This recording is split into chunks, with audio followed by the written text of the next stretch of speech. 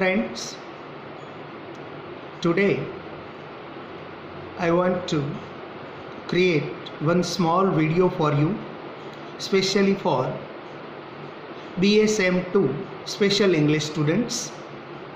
મિત્રો, તમને ખબર જ છે કે તમારા સિલેબસમાં સેમ 2ના મેઇન ઇંગ્લિશના પેપર 202માં યુનિટ નંબર 4માં કેટલીક એક્વેન્ટન્સીસ આવે છે અને એ પોએટ્રી બેઝડ છે. તો આજે આ લોકડાઉનના સમયમાં આપણે આ પોએટ્રીની કેટલીક ચર્ચા કરીએ. First of all, I start with what is poetry. Poetry is a type of literature based on the interplay of words and rhythm. It often employs rhyme and meter. In poetry, words are strung together to form sounds, images, and ideas that might be too complex or abstract to describe directly. Poetry was often written according to fairly strict rules of meter and rhyme, and each culture had its own rules. For example, Anglo-Saxon poets had their own rhyme schemes and meters, while Greek poets and Arabic poets had others. Although these classical forms are still widely used today, while Greek poets and Arabic poets had others. Although these classical forms are still widely used today, modern poets frequently do away these rules altogether. Their poems generally do not rhyme and do not fit any particular meter. These poems, however, still have rhythmic quality and seek to create beauty through their words. The Greek poet Homer wrote some of the ancient world's most famous literature. He wrote in a style called epic poetry, which deals with gods, heroes, monsters, and other large-scale epic themes. However, Homer's long poems tell story of Greek heroes like Aeschylus and Odysseus, and have inspired countless generations of poets, novelists, and philosophers alike.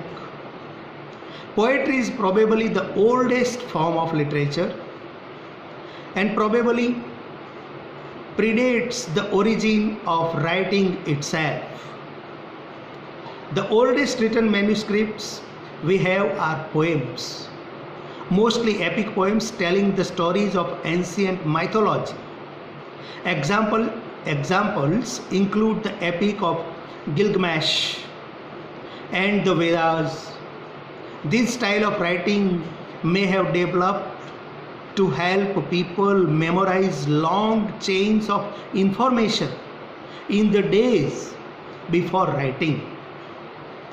Rhythm and rhyme can make the text more memorable and thus easier to preserve the culture that do not have a written language.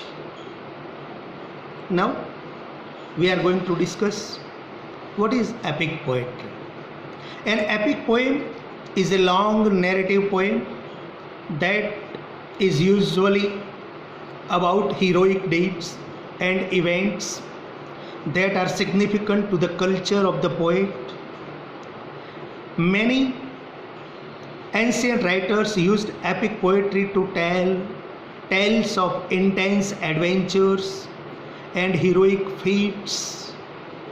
Some of the most famous literary masterpieces in the world were written in the form of epic poetry.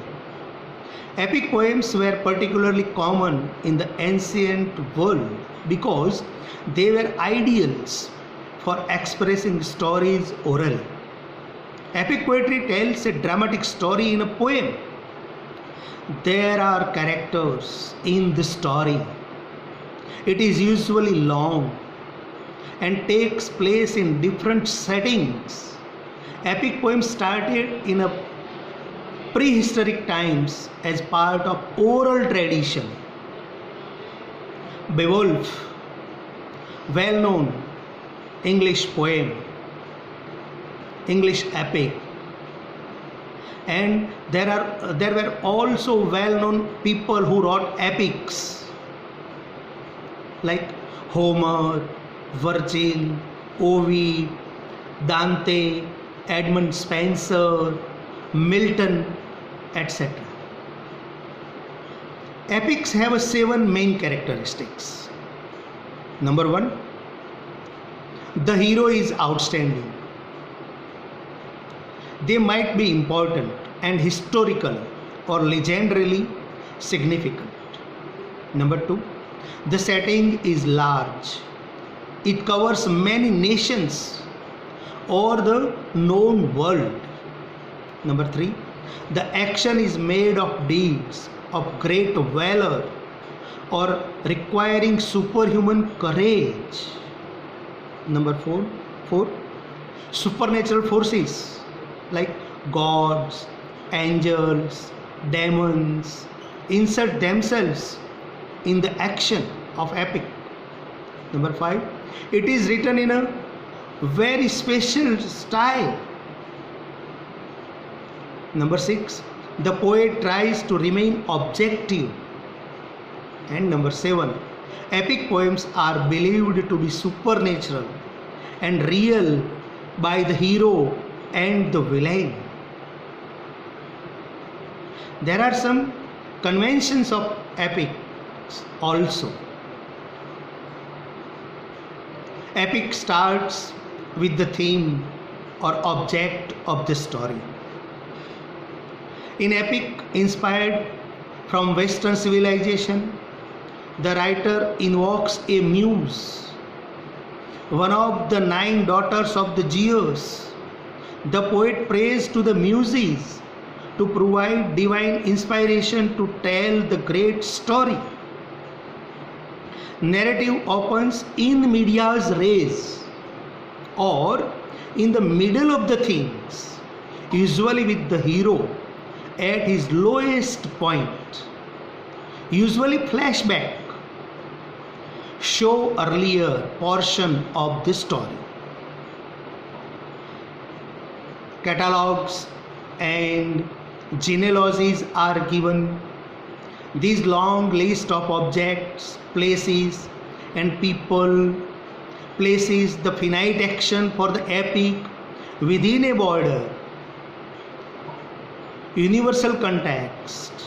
Often the poet is also paying homage to the ancestors of audience members.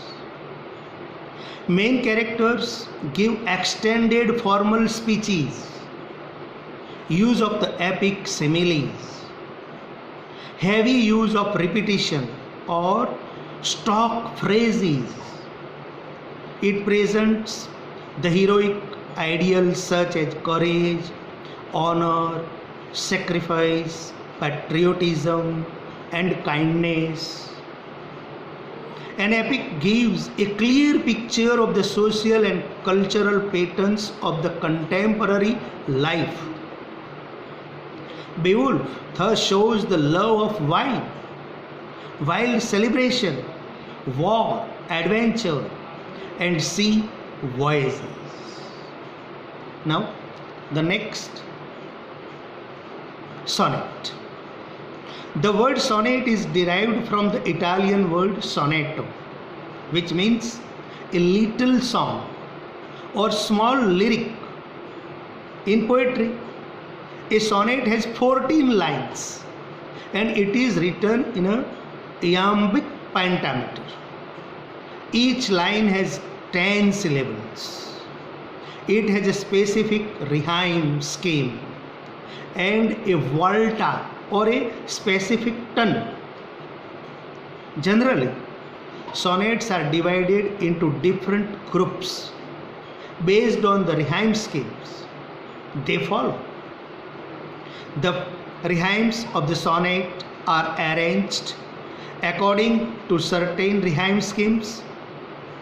The rhyme scheme in English is usually AB AB, CD CD, EF EF, G G, and in Italian AB BA, AB BA, C D E, C D E.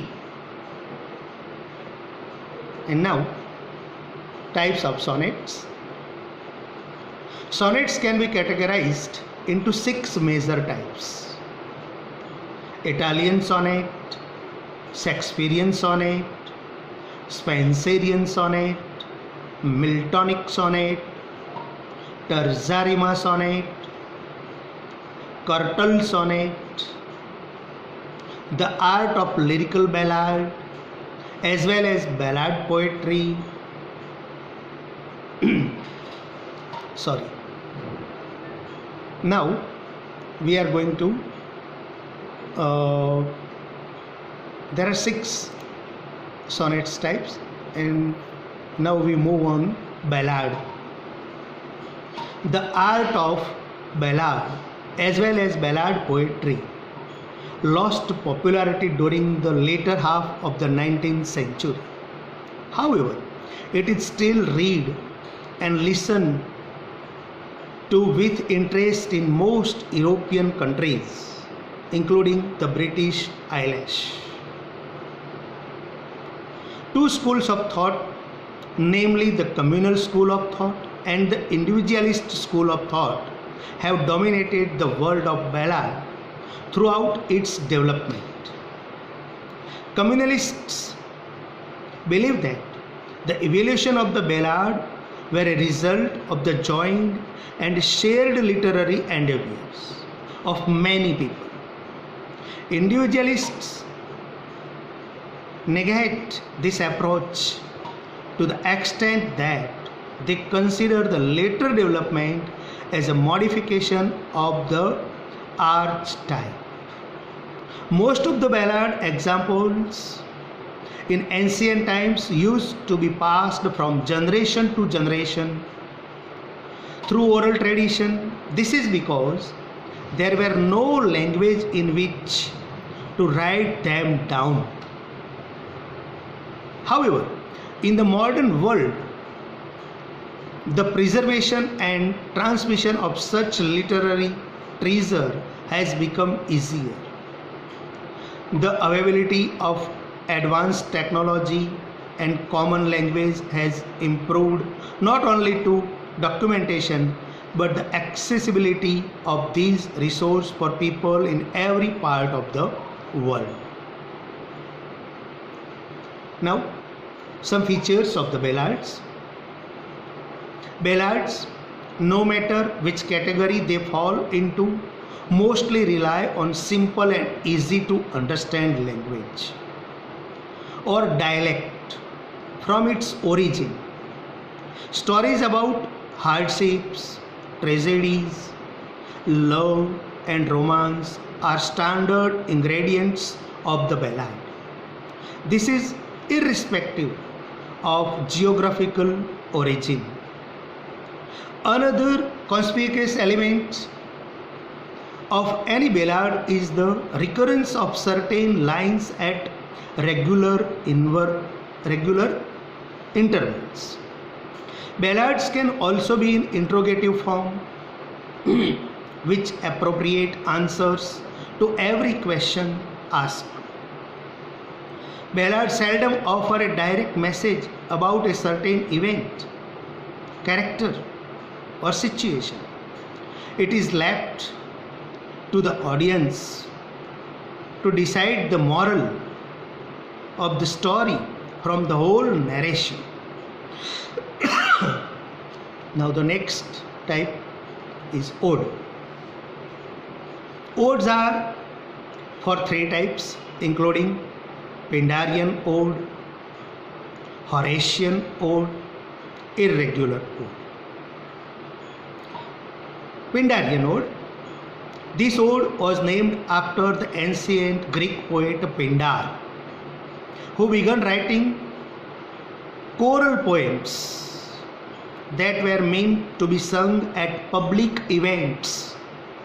It contains three triads: strophe, antistrophe, and final stanza, as above, with regular rhyme patterns and lengths of lines. Number 2, Horatian Ode. The name of the ode was taken from the Latin poet Horace. Unlike heroic odes or Pindar, Horatian ode is informal, meditative, and intimate. These odes dwells upon interesting subjects, matters that were simple and were pleasing to the senses.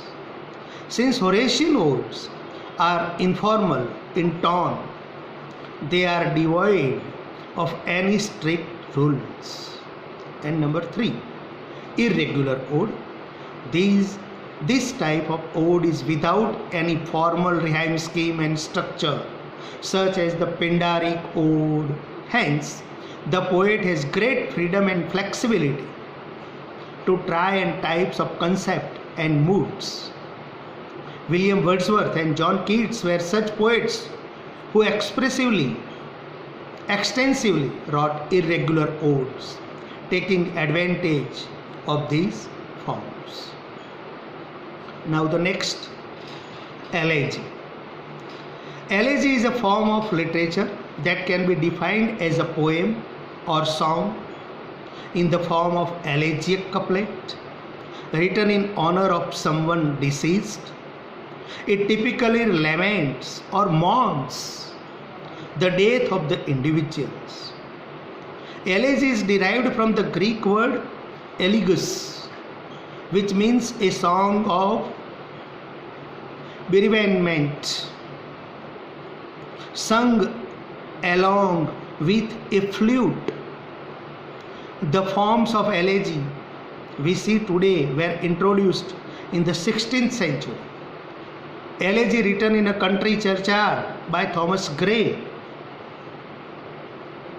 and next poet Walt Whitman are the two most popular examples.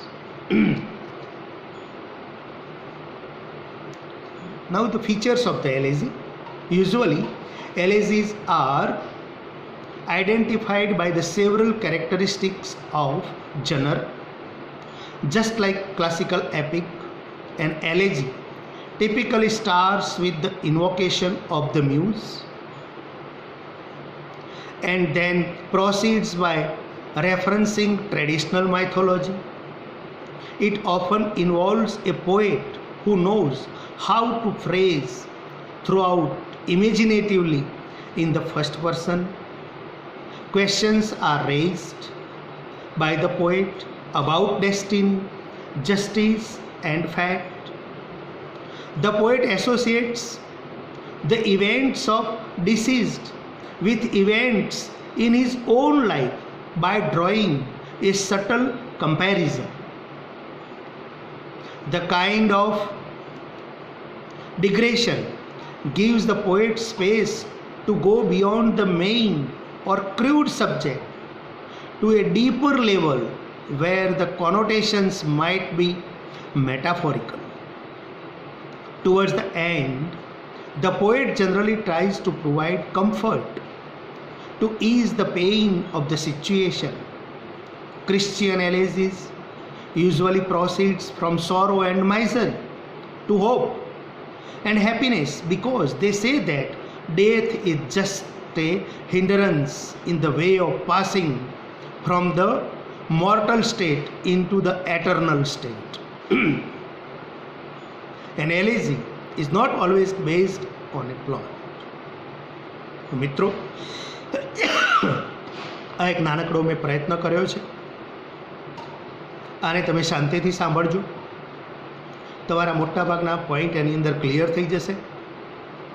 અને પોએટ્રીના જે 6 પ્રકાર છે એ 6 પ્રકારને આપણે અહીંયા સમજવાનો પ્રયત્ન કર્યો છે અને ખાસ કરીને એક્વેન્ટન્સની અંદર તમને ઘણા બધા અંશે આ વિડીયો ઉપયોગી થશે.